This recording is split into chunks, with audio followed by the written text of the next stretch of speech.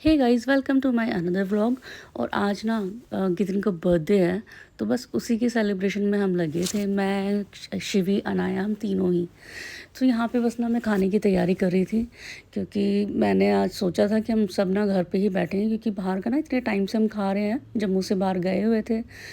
तो फिर हम बाहर का ही सब कुछ खा पी रहे थे, तो मैंने सोचा चलो आज घर पे ही बनाते हैं। और यहाँ पे अनाया कुछ छुपा रही है। गितिन के लिए कोई गिफ्ट तो लेकर आई है, बट छुपाया उसने मुझे भी नहीं दिखाया। सो बस फिर केक का टर्न था। पहले केक हमने काटा, और केक काटने के लिए ना हम नीचे चले गए थे, क्योंकि ऊपर लाइट चली गई हुई थी, तो गर्मी काफ़ी थी। तो फिर इसीलिए हम नीचे चले गए थे। जब लाइट आई है तो हम ऊपर आ गए। मैं एसी ऑन करके गई थी ऊपर का, और दरवाज़ा भी बंद कर गई थी। मैं कहा जब ठंडा हो जाएगा ना तब सारे इकट्ठे होकर इधर बैठेंगे। तो बस फिर नीचे पहले हमने केक काटा, तो सारे के सारे बस वही केक काटते हुए एंजॉय कर रहे थे। और अनाया तो एज़ यू नो, वो तो बिना लगाए केक बाज ही नहीं आएगी, ऐसी रहे।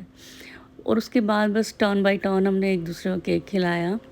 गितिन को खिलाया, शिवी को मैं ट्राई करती रही। और शिवी ना थोड़ा है चूज़ी केक खाने के मामले में ना, वो करता है थोड़ा सा नखरे। ऐसे तो सब चीज़ें खा ही लेता है थोड़ी थोड़ी, बट फिर भी थोड़ा बहुत होता है उसको। बस फिर यहाँ पे मम्मी आए थे, मम्मी ने भी केक खिलाया गितिन को। उसके बाद मैं चली गई ऊपर। फिर मैंने ऊपर का माहौल देखा, चलो भाई लगती हूँ काम पे और फटाफट फटाफट स्नैक्स बनाती हूँ, क्योंकि लाइट चली जाए तो मेरा एयर फ्राई फिर चलेगा नहीं। तो मुझे फिर दिमाग में यही घूमता रहता है कि फटाफट फटाफट खाना बन जाए मेरा, जो भी मुझे इसमें करना है। तो बस मैं फिर पिज़्ज़ा के ऊपर लगाना शुरू हो गई, पिज़्ज़ा बेस के ऊपर उसका जो भी था टॉपिंग वगैरह। बस मैंने फिर स्टार्ट किया हुआ था। फिर मैं साइड बाय साइड ना किचन के भी चक्कर लगा रही थी मैं, क्योंकि किचन में भी ना मैंने कबाब बनने के लिए रखे हुए थे, वेज कबाब। और नूडल्स बना रही थी मैं साथ में। तो बस यहाँ पे पिज़्ज़ा भी मैं साथ में बना रही थी, बस लगी हुई थी अपने काम में। क्योंकि होता ही है ना, जब आप काम शुरू तो कर दो, फिर वो ख़त्म होना बड़ा मुश्किल हो जाता है। क्योंकि मेरे को पता है क्या होता है, मेरे को ये होता है, मैं हर तरह का मतलब सब कुछ बना दूँ मैं, मेरे को इतना होता है बनाने का ना।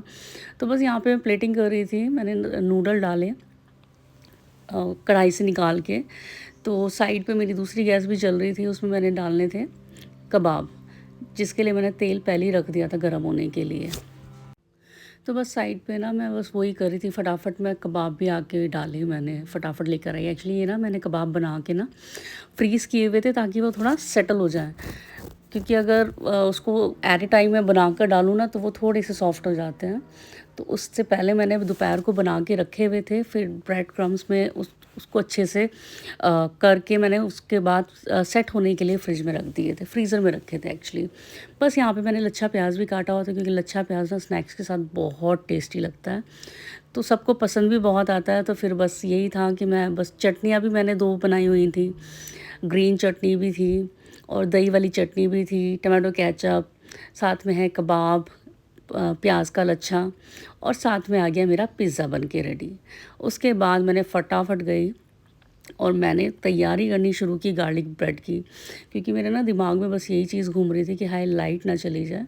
क्योंकि गैस पे तो आप काम कर लेते हो बिना लाइट के, बट एयर फ्राई में नहीं हो पाता बिना लाइट के काम।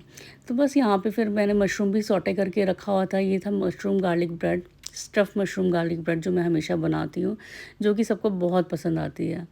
तो बस मैंने फटाफट वो भी बनाना शुरू किया, ताकि मेरा जल्दी जल्दी काम ख़त्म हो इधर की साइड का। क्योंकि ना मैं अपना ये एयर फ्राई उठा के बेडरूम में ही ले आई थी, क्योंकि किचन में बहुत गर्मी थी। किचन में जाना पड़ रहा था मेरे को, लेकिन फिर भी ये था ना कि चलो बार बार एसी की हवा तो मैं खा ही रही थी। तो कितने ने भी बोला था कि आप अपना रूम में ही ले आओ, रूम में ही बनाने, और कंफर्टेबल होके बनाते हैं और वहीं खाते हैं बैठ के। मैंने कहा ये भी ठीक है। हम ड्राइंग एरिया में हम बैठे ही नहीं, क्योंकि उधर थोड़ी गर्मी थी। तो बस यहाँ पे मैंने गार्लिक ब्रेड भी बनने के लिए रेडी थी। यहाँ पे देखिए गार्लिक ब्रेड भी मेरी आ चुकी है बन के, और कितनी सही लग रही है।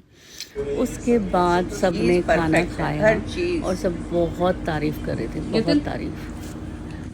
पूछने की यहाँ बात पे है मैंने वो, पता ही सबसे सब पूछा, मैं कहा कैसा बना हुआ है। शिवी कैसा बना सब कुछ? से पूछा, पापा से पूछा, सबसे पूछा, शिवी से भी पूछा। शिवी ने तो पापा गर्दन हिला के जवाब दिया। बाकी नूडल्स सब सबसे ने बढ़िया बहुत टेस्टी। पापा बोलते हैं आप एक बाहर बाहर का चीज खाते हो, घर का खा के देखो इतना टेस्टी, सब कुछ परफेक्ट। इतना टेस्टी बना हुआ है। तो बस यही है कि सब जब बनाओ इतने प्यार से, सब इकट्ठा होकर खा लें तो बहुत मज़ा आता है। और यहाँ पे मैं ले आई थी दही भल्ले, जो एक्चुअली पापा से मैंने मार्केट से मंगाए थे, लेकिन मैंने सब कुछ उसका घर पे तैयार किया था। मीठी चटनी है, ग्रीन चटनी है, दही वगैरह सब कुछ, सिर्फ भल्ले मैंने पापा से मंगाए थे। तो यहाँ पे ना उसके ना भल्ले बहुत टेस्टी होते हैं, तो घर पे बनाने का ना कोई झंझट नहीं होता कि टाइम लगता है दाल वगैरह सब कुछ करने में, तो इतना हम खाते नहीं हैं। तो इसीलिए फिर जब भी दही भल्ले खाने होते हैं ना, फिर पापा बाहर से कभी ले आते हैं। तो बस यहाँ पे मैं सबको डाल के इसके ऊपर मैंने थोड़ी सी गितिन के लिए भुजिया डाली थी। तो मैंने जब गितिन को दिया तो गितिन ने बोला पहले पापा को, तो पापा का ऑलरेडी पेट भरा हुआ था।